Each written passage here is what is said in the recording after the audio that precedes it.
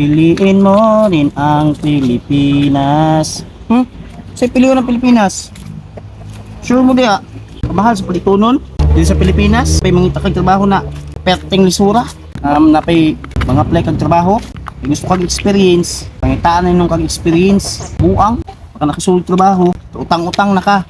Requirements pa lang daan. Patay jud ka. Tapos napay ano mo requirements. Pangitaan pa kag mga chichi na mga documents na dili mo ta kailangan. Napay pinakalala. Na madawat nga kag trabaho. Daghan kayo. Daghan kay sip-sip. Sa mga trabahoan. Pakakabalo, kinsa ang supervisor, kinsa ang manager, o kinsa ang owner. Kay puro mong katrabaho. Puro hawd. Murag takapagmana. Mga sip-sip kayo. Piling hawd pagyud tanan. Naganahan ka pilion ng Pilipinas. Motrabaho ka. 396 ang sweldo nimo.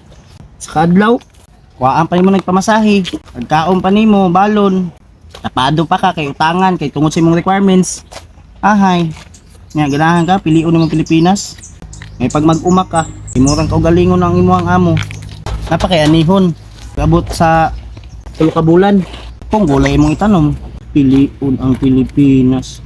Nabuang na mo kung piliun ang Pilipinas. Kaya nagay may trabaho diri. Dungdungag pa mo. Kung ulit mo siyang barangay, pasa mo dapit.